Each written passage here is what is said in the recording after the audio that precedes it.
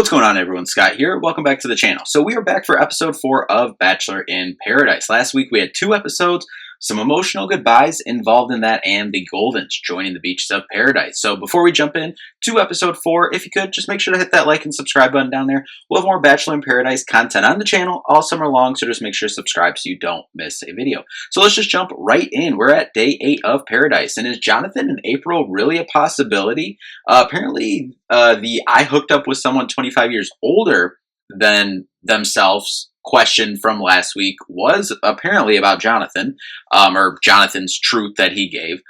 Seems like Jonathan wants her rose. I mean, I think a lot of that was just editing, but interesting storylines coming about, and Leslie is running water aerobics for the group, creating some fun, and everyone's having a good time. Natasha and RJ seem to have a good connection.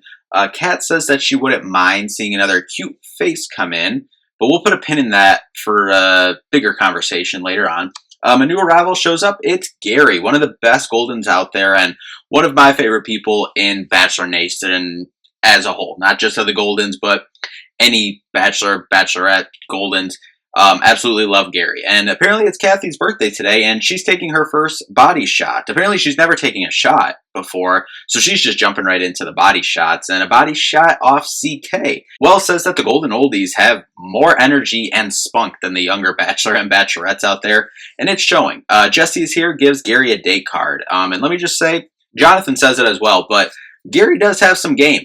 Gary and Leslie seem to have a good talk, and I called that preseason. I thought that they might have a good connection. Has a good chat with Natasha as well, and even described Natasha as the gasoline that gets the car going. Everything seems to be happy in paradise for Dale and Kat. No fighting, but hold the phone on that here for a little bit. We'll put a pin in that. Gary asked Leslie to go on the date. Then back to the Kat and Dale of it all. Kat asked Dale if another girl came in, would he be open to exploring? He says no, not really. She asked Dale if him and Allie Joe kissed outside of the kissing booth. He said one time. Kat's confused because she's like, would have preferred to be open, and him just tell her about it. And Dale is introducing a new word that I have never heard it before. Deaded. And Kat says a pink flag has turned red.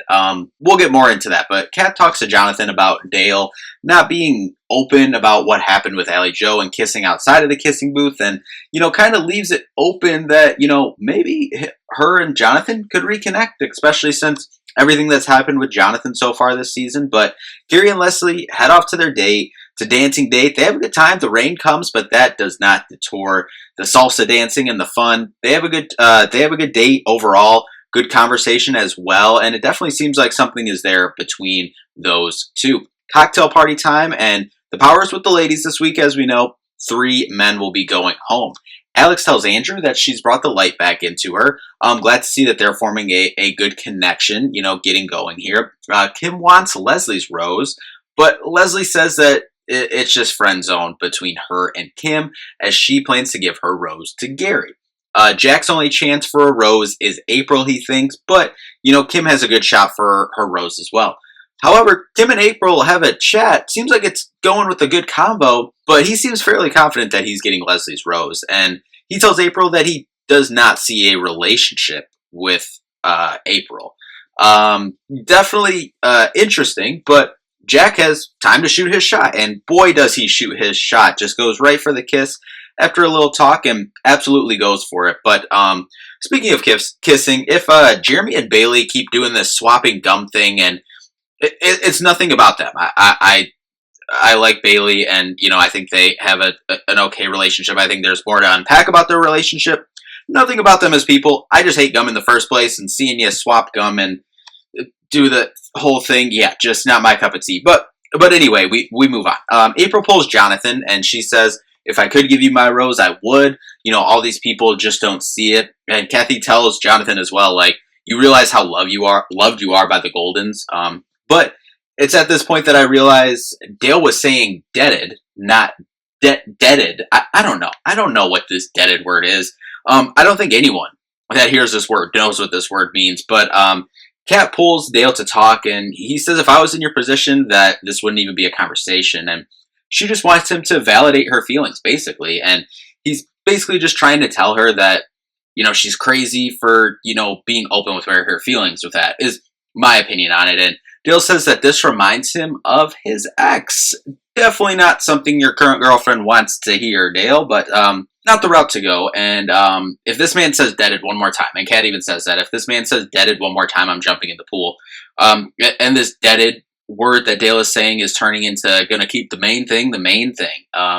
But thankfully, we move on. But Jonathan, my guy, here is his chance to swoop right in, and swoop right in he does. Pulls chat for a cat almost immediately.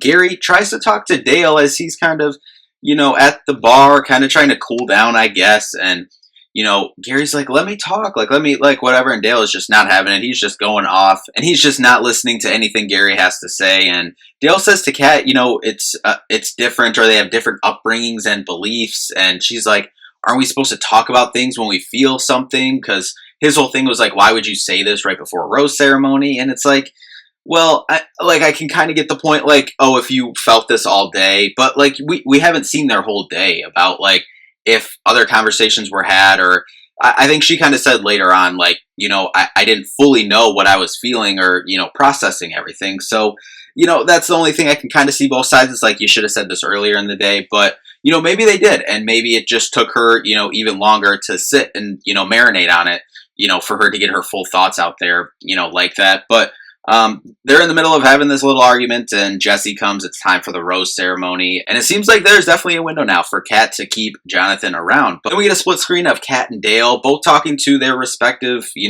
friend groups about what just happened, and just kind of talking through the whole thing. But we head to the rose ceremony. Parisa gives her rose to Brian, Bailey to Jeremy, Alex to Andrew, Natasha to Gary, which is who Leslie was going to give her rose to. Leslie, even though she doesn't see the romantic connection, gives it to Kim because she was kind of scrambling, as she says. Kathy gives hers to Keith, Jess to Spencer, Jill to Sean. Kat does give hers to Dale. And then April, kind of what they had been teasing last week and throughout this episode, comes to fruition, and April gives her rose to Jonathan. So Jonathan stayed in the game, and that means Jack, CK, and RJ will be going home, unfortunately. But after the rose ceremony, Kat makes a joke with Dale, that she was going to joke with him, I'll give you the rose if you never say dead it again. And he does not find it amusing, and he gets mad, and here we go again. They both agree it's probably best to go to bed. But Dale keeps bringing up about growing up in different backgrounds, which he says is because he tries to keep some stuff private to protect his relationship. Kat says that I don't want to be with that man. He freaks me out. So we'll see where that goes. But we move forward to the next day of Paradise, and Gary and Leslie both seem on the same page of still wanting to continue with each other, even though they didn't give, Leslie wasn't able to give him her rose and whatnot, but they did have a good date and still want to continue moving forward. But Kim pulls Leslie for a chat as he wrote her a poem, and a good poem, but Leslie just doesn't feel that romantic connection. There's two new arrivals on the beach. It's Leia and it's Nancy. And with April giving her rose to Jonathan, there are less golden men available for the golden ladies to try and form a connection with. Leia and Nancy catch up on what's going on so far on the beach, who's paired up with who and whatnot. But Jesse is here with date cards for Leia and Nancy. And he says, watch the beach today because these will not be the only two arrivals today. Nancy and Keith go to chat, and he says that he doesn't have a romantic connection with Kathy, even though he just got her rose less than 24 hours ago, probably less than 12 hours ago at this point. So that is definitely kind of interesting because they seem like they had a good connection, their little rooftop VIP date and whatnot, and through the last couple days. But I think he says he sees it more as a friendship. Leia pulls Sean.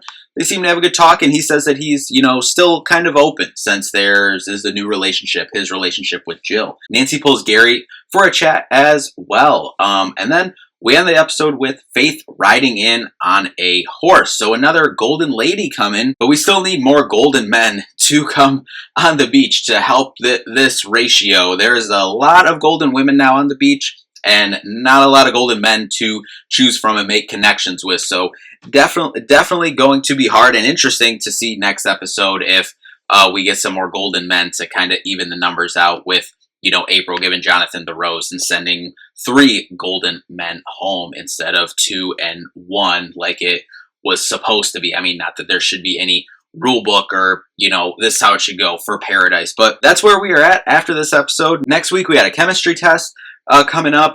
Dale possibly still open. Looks like Brian and Parisa, maybe some trouble there. And then a new arrival as well. And Dale apparently hits it off with the new arrival.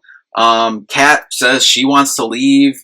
Dale confronting Kat and Jonathan for talking. Him saying, Jonathan starting stuff or trying to get in the middle of whatever it is.